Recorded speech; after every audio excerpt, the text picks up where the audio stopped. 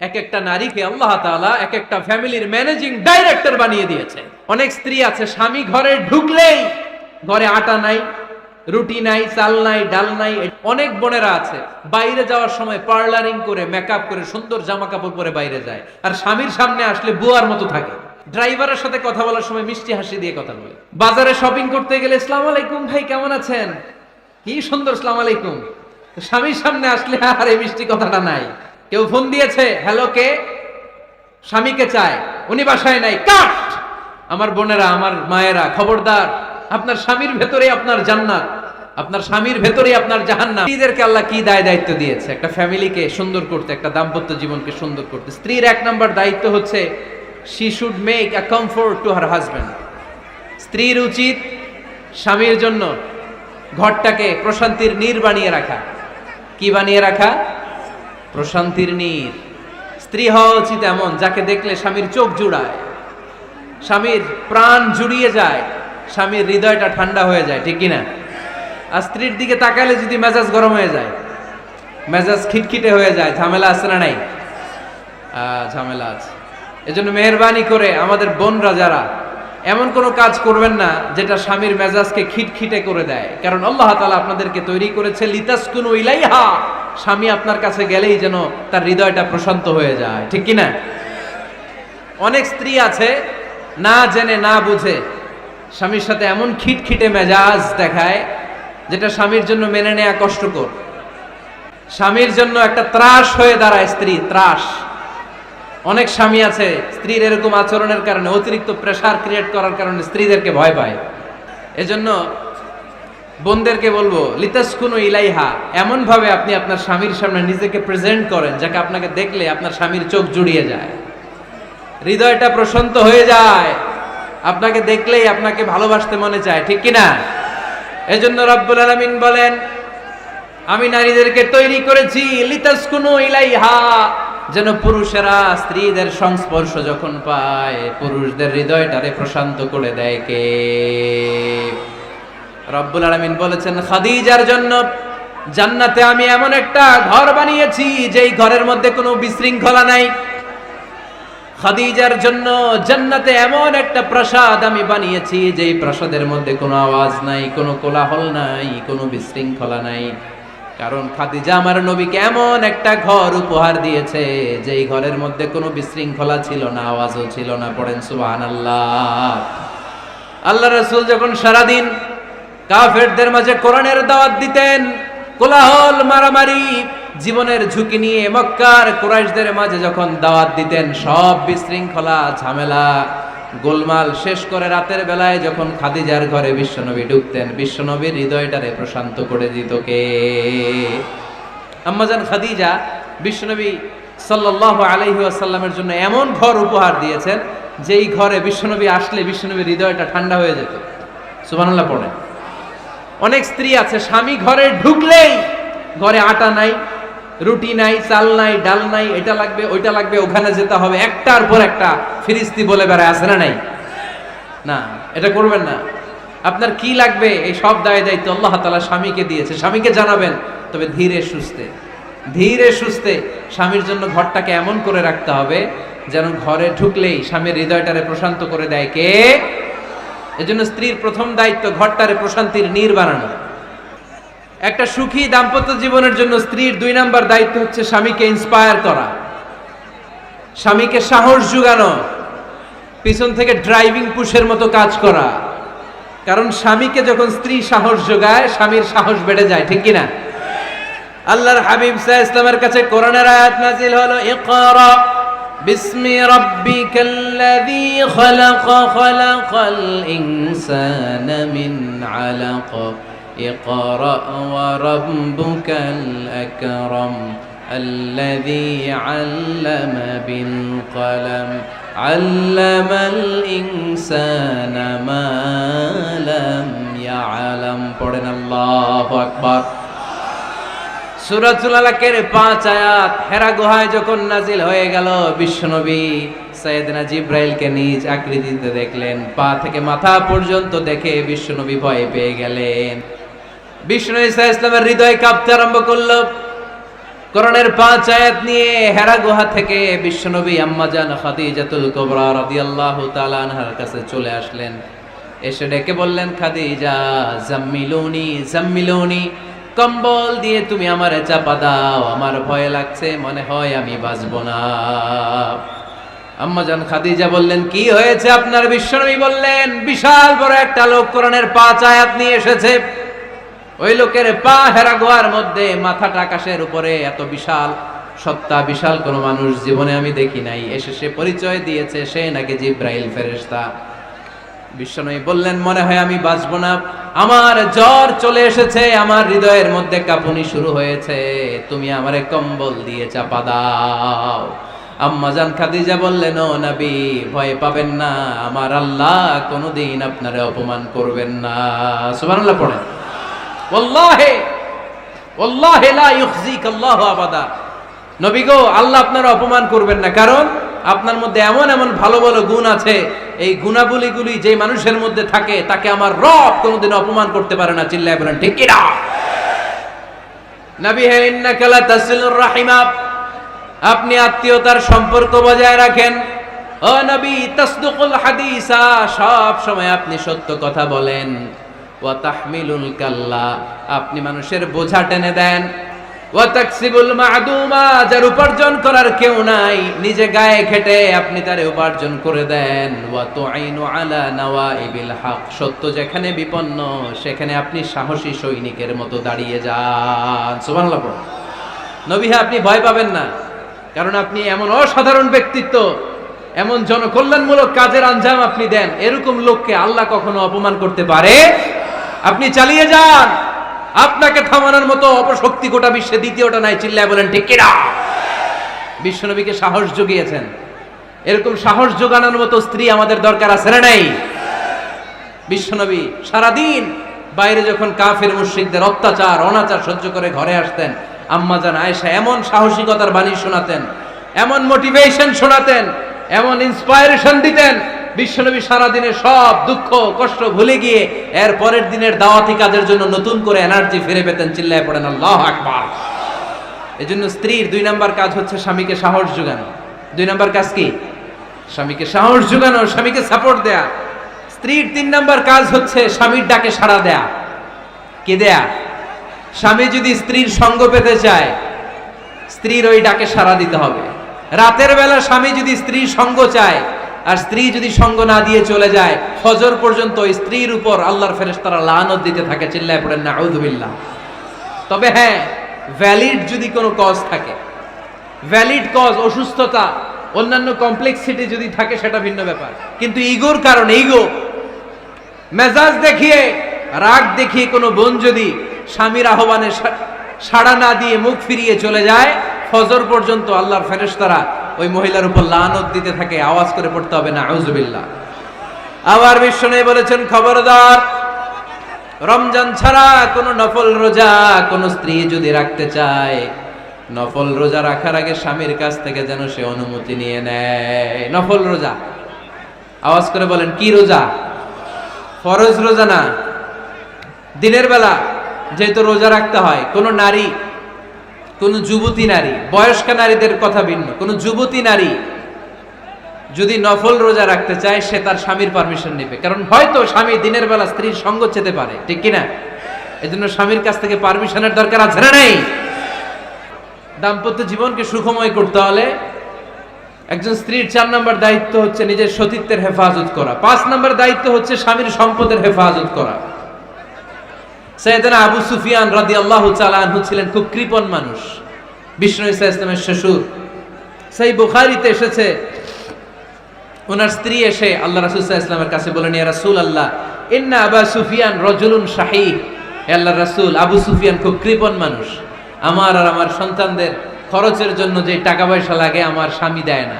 এখন আমার স্বামীর অনুমতি ছাড়া সিন্দুক থেকে টাকা নেয় আমার জন্য জায়েজ কিনা? আল্লাহর হাবিব বললেন, হ্যাঁ, স্বামী যদি কৃপণ হয় তাহলে ফ্যামিলির খরচের জন্য যতটুকু দরকার অতটুকু নিতে পারবা, ওইটারে ক্ষমা করে দিবে কে?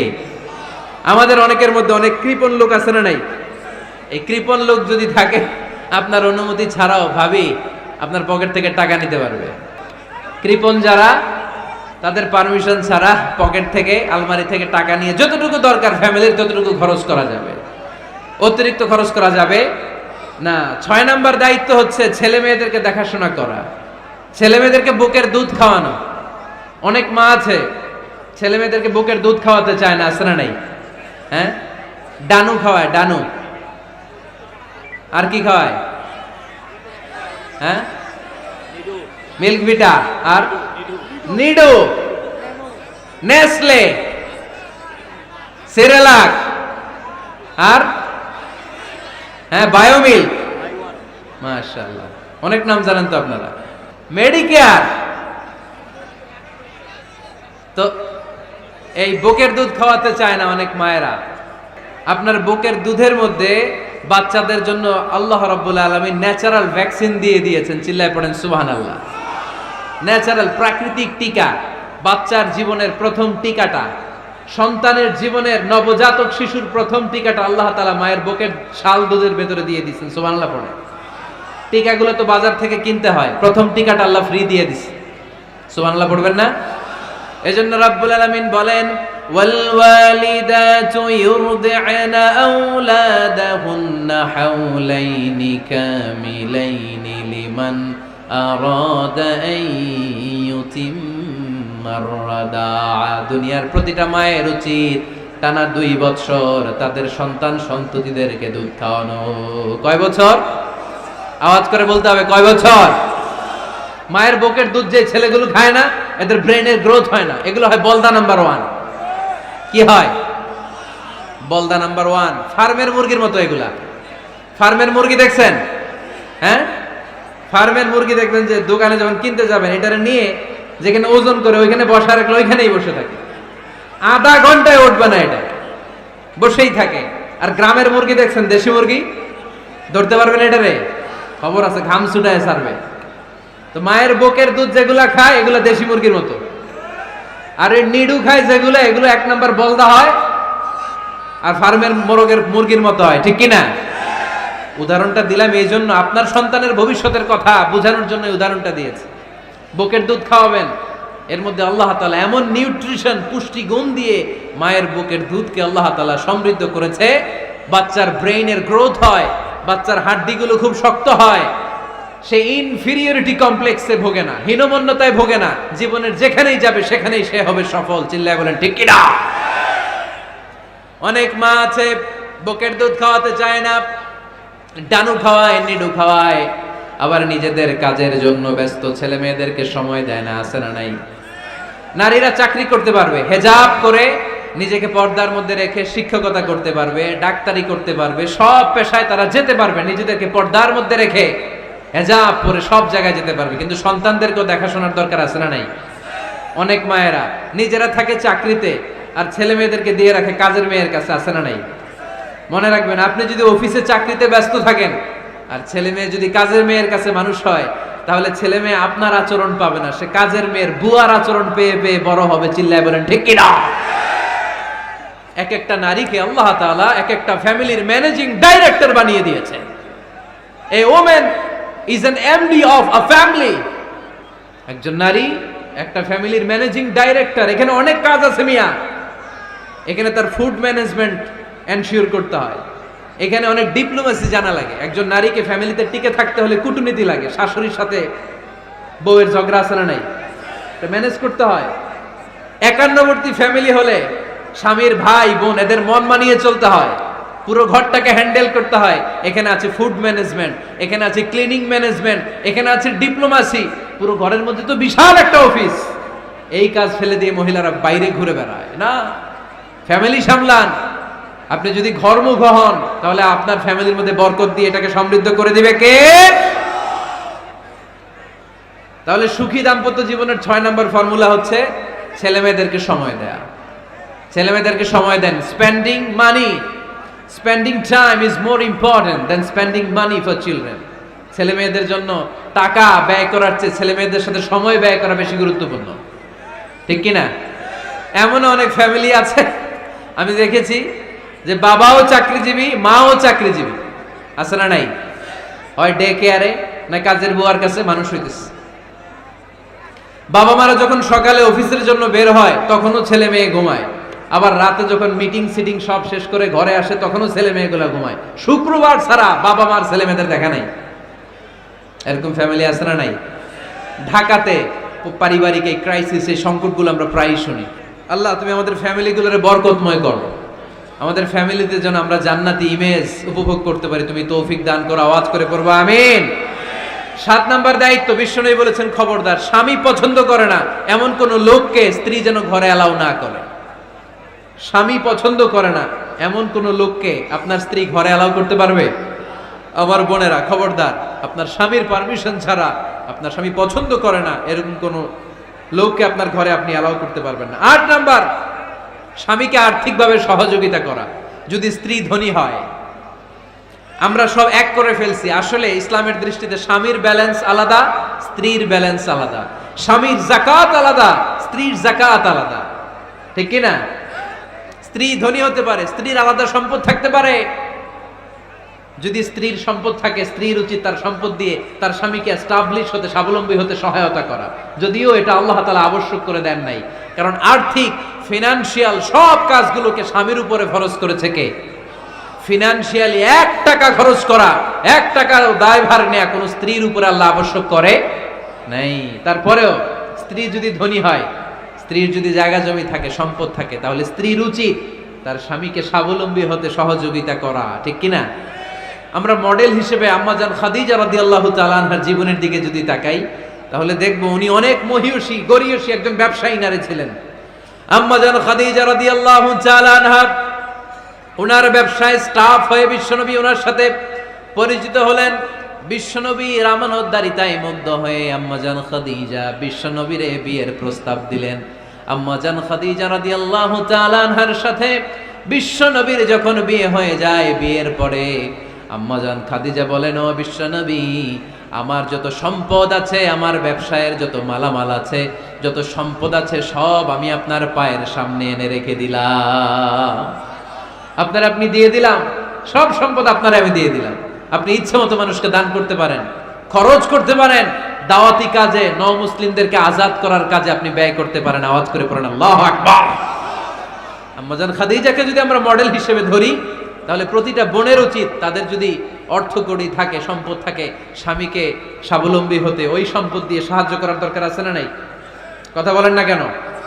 9 নাম্বার, স্ত্রীর দায়িত্ব দাম্পত্য জীবনকে সুখময় করতে নিজেকে স্বামীর সামনে বিউটিফাই করে উপস্থাপন করা। নিজেকে বিউটিফাই করে, মেকআপ করে স্বামীর সামনে উপস্থাপন করা। আমি আমার মা বোনদেরকে বলবো, আপনারা নিজেদেরকে গুছিয়ে সাজিয়ে স্বামীর সামনে উপস্থাপন করুন। অনেক বোনেরা আছে বাইরে যাওয়ার সময় পার্লারিং করে, মেকআপ করে, সুন্দর জামা কাপড় পরে বাইরে যায়, আর স্বামীর সামনে আসলে বুয়ার মতো থাকে। আছে না নাই? স্বামীর সামনে পচা জামা, ছিঁড়া জামা, চুলের মধ্যে নাই সুগন্ধি, নিজেকে গুছিয়ে রাখে না, সামলে রাখে না, কাজের বুয়ার মতো নিজেকে উপস্থাপন করে স্বামীর সামনে। আর বাইরে গেলে মেকআপ করে, পার্লারিং করে যায়। হওয়া দরকার ছিল উল্টা, বাইরে আপনি সাদা সিধা ভাবে যাবেন, বোরকা দিয়ে নিজেকে ঢেকে যাবেন।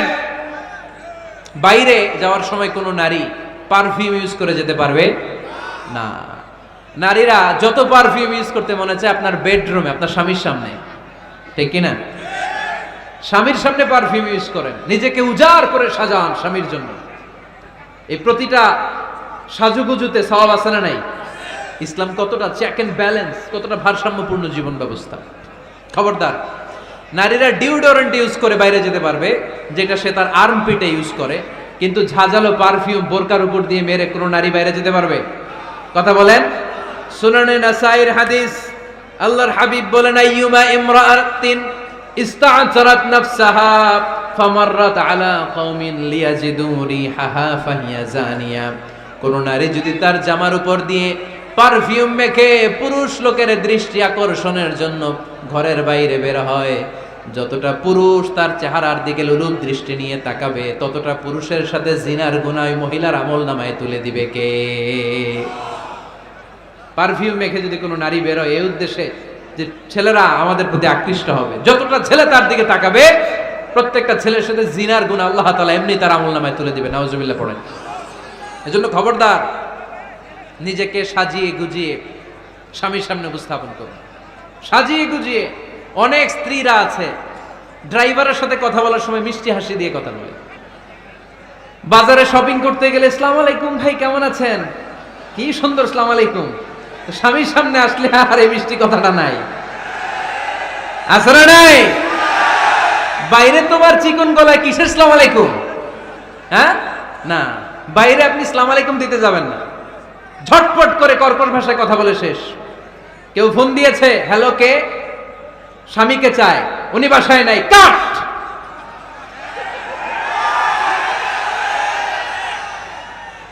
কারে চান, আপনার হাজবেন্ডের, নাই, কাট, শেষ করে দিবেন। মিষ্টি মিষ্টি আসসালামু আলাইকুম আসসালামু আলাইকুম বলা যাবে নাকি? খবরদার, খবরদার। বাজার করতে গেলে কি মিষ্টি হাসি, দোকানে গেলে কি মিষ্টি আলাপ, ড্রাইভারের সাথে কি সুন্দর কথা, সিএনজি ওয়ালার সাথে কি সুন্দর আলাপ, আর ঘরে আসলে এই চেহারাটা এরকম করে রাখে, আছে না নাই? ঘরে আসলেই স্বামীর সাথে খিটখিটে মেজাজ, না বোনেরা, উল্টো করে ফেলছেন আপনি। বরং স্বামী ছাড়া অন্যদের সাথে কথা শর্টকাটে সারবেন, যাতে কোনো ফিতনা চলে না আসে। চিল্লায় বলেন ঠিক কিনা? আর নিজেকে স্বামীর জন্য উজাড় করে সাজান, পার্লারিং করেন, বিউটিফিকেশন করেন, মেকআপ করেন, বেডরুমে পারফিউম মাখেন, নিজেকে উজাড় করে স্বামীর জন্য সাজান। সওয়াব দিয়ে আপনার আমল নামাটারে পূর্ণ করে দিবে কে? বিশ্বনবী যখন সফরে যেতেন, সফর থেকে ফিরে আসার সময় ডিরেক্টলি স্ত্রীর ঘরে যেতেন না। বিশ্বনবী একজনকে ঘরে পাঠিয়ে দিতেন, মদিনার উপকণ্ঠে কিছু সময় অপেক্ষা করতেন, আর বলতেন আজকে আমি আয়েশার ঘরে যাব, আয়েশারে যে বলো আমি এসেছি, কয়েক ঘন্টা পরে আয়েশার ঘরে আমি ঢুকবো। সুবহানাল্লাহ পড়েন। স্ত্রীকে সময় দিতেন, কারণ স্ত্রী হয়তো কাজ করে, ঘর গুছায়, ঘেমে থাকতে পারে, তাকে নিজেকে গুছানোর জন্য সময়ের দরকার আছে না নাই? লম্বা সফর শেষ করে, সেই বুখারীর হাদিস, বিশ্বনবী যখন সফর শেষ করে মদিনায় ফিরতেন, ডিরেক্টলি স্ত্রীর কাছে যেতেন না, মদিনার উপকণ্ঠে ওয়েট করতেন এবং বার্তাবাহককে পাঠাতেন, যে বলো যে আজকে আমি সফিয়ার ঘরে থাকবো। সফিয়াকে সময় দিতেন 2-1 ঘন্টা, যাতে নিজেকে সাজিয়ে নিতে পারে। সুবহানাল্লাহ পড়ো। আমার বোনেরা, আমার মায়েরা, খবরদার, আপনার স্বামীর ভেতরে আপনার জান্নাত, আপনার স্বামীর ভেতরে আপনার জাহান্নাম। আপনার স্বামীর মনকে খুশি রাখতে পারলে জান্নাতের দরজাগুলো আপনার জন্য খুলে দিবে কে? ক্যাপাসিটির বাইরে কিছু চাবেন না। এই 10টা স্ত্রীদের দায়িত্ব। এই 10টা পয়েন্ট যদি কোনো স্ত্রী স্বামীর জন্য এইভাবে স্যাক্রিফাইস করে করে এইভাবে আঞ্জাম দিতে পারে, এই স্ত্রীদের জন্য জান্নাতের দরজাকে খোলা রেখেছে কে? আওয়াজ করে বলতে হবে, খোলা রেখে দিয়েছেন কে?